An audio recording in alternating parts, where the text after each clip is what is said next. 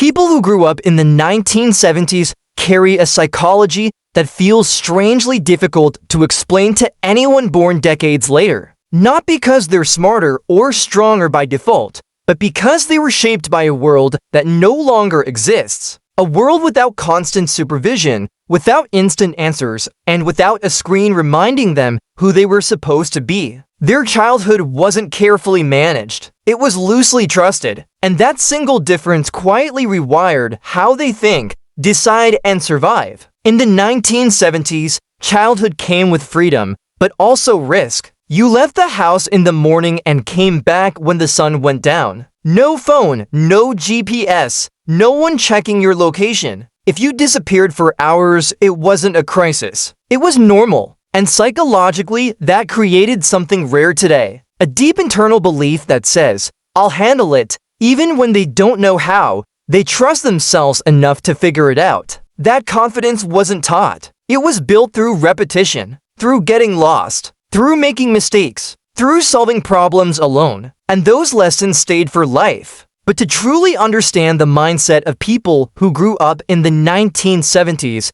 you have to look at who raised them. Many of their parents lived through war, poverty, or serious instability. These were people who didn't talk much about feelings. They didn't over-explain life. They showed it. They worked long hours. They carried responsibility quietly. They didn't dramatize stress. They survived it. And children absorb far more than they're told. Growing up in that environment taught the 1970s generation that life is serious, but manageable. That problems are normal. That complaining doesn't fix things. Action does. Responsibility wasn't optional. You helped. You learned. You adapted. If something broke, you fixed it. If something went wrong, you didn't wait for rescue. You became the solution. This is why people from the 70s often feel mentally older than their age. Not bitter, not tired, just grounded. Their maturity didn't come from books or motivation videos. It came from watching real life up close. They saw consequences early. They understood effort early. And because of that,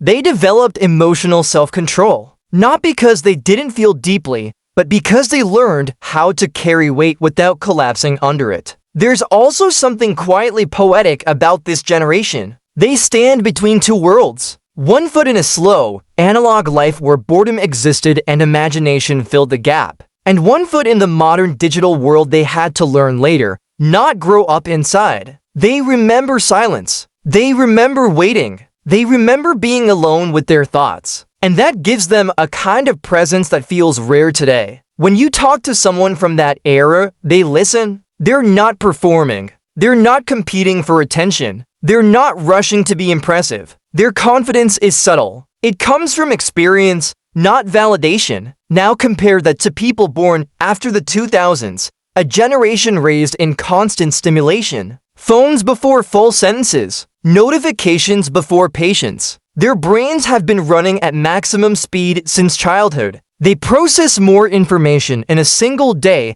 than people in the 70s processed in a week. And you can see the cost. They're intelligent, creative, emotionally aware, but also overstimulated, overwhelmed, and mentally exhausted. Rest feels impossible because their attention is always being pulled. Even relaxation comes with scrolling, comparing, and absorbing more noise. Their challenges are different, not weaker, just heavier in a different way. The 1970s generation learned survival through silence and responsibility. The modern generation learns survival through speed and adaptation. So the real question isn't which generation is better. It's which struggle is harder to carry, and which one prepares you for the long road of life. Because strength doesn't always come from comfort, and confidence doesn't always come from encouragement. Sometimes it comes from being trusted too early and figuring things out before you were ready. Now, I want to ask you something. Did you grow up before 1980 or after it? And which generation do you think truly had it harder, mentally? Tell me in the comments. If this made you see things differently, subscribe. We go deeper every day. Like the video so more people find this perspective.